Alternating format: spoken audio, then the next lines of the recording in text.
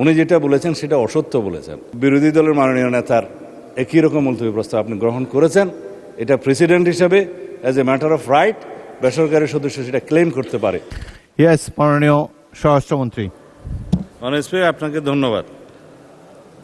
মাননীয় বিরোধী দলীয় নেতা ওয়াকআউট করতে চেয়েছেন, পার্লামেন্টারি কালচারে সেটা আছে, রাইট আছে, তারা ওয়াকআউট করতে পারেন।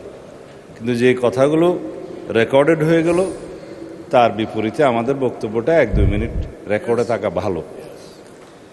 যে মুলতবি প্রস্তাবটা আপনার অনুপস্থিতিতে মাননীয় ডেপুটি স্পিকার প্রিজাইড করেছেন, উনি গ্রহণ করেছিলেন, তখনই আমি আপত্তি উত্থাপন করেছিলাম যেটা 68 বিধিতে হতে পারে, কিন্তু মুলতবি প্রস্তাব যে রুলস অফ প্রসিজিওর আছে তার মধ্যে আপনি রাইটলি আইডেন্টিফাইড করেছেন, সেটা আমি আগে উত্থাপন করেছি।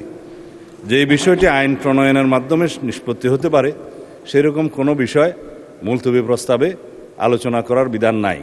এটা আপনাদের উদারতা, হাউজের অভিভাবক হিসাবে জাতীয় গুরুত্বপূর্ণ ইস্যু হিসাবে উত্থাপিত হয়েছে, আপনি আলোচনার জন্য রেখেছেন এবং সেটা 2 ঘন্টা আলোচনার জন্য সময় নির্ধারিত হয়েছে, উভয় পক্ষে আলাপ আলোচনা হয়েছে। কিন্তু এটা যেহেতু বিধি বহির্ভূত এবং আলাপ আলোচনা হয়ে যাওয়ার পরে পার্লামেন্টের প্র্যাকটিস হচ্ছে ইট ইজ টকড আউট, আলোচিত হয়েছে, সুতরাং আলোচনার পরে নিষ্পত্তি কী হবে সেজন্য ভোটাভুটি দেওয়ার কোনো বিধান নাই।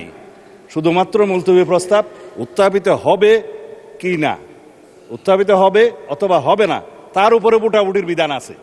কিন্তু আপনি যদি তখন ভোটাভুটি বিধান দিতেন তাহলে পরে এই আলোচনার প্রস্তাব উত্থাপিতই হতো না।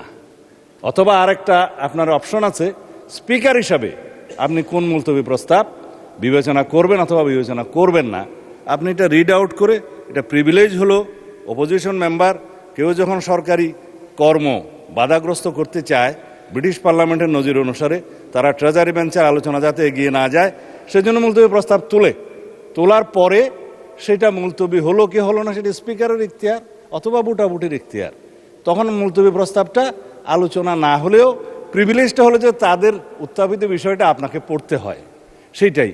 আর আমরা কোনো মুলতবি প্রস্তাব এখানে রিড আউট করি নাই মাননীয় স্পিকার। উনি যেটা বলেছেন সেটা অসত্য বলেছেন।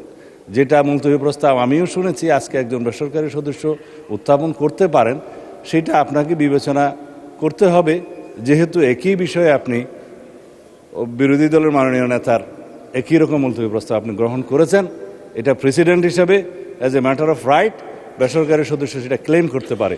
ধন্যবাদ মাননীয় স্পিকার।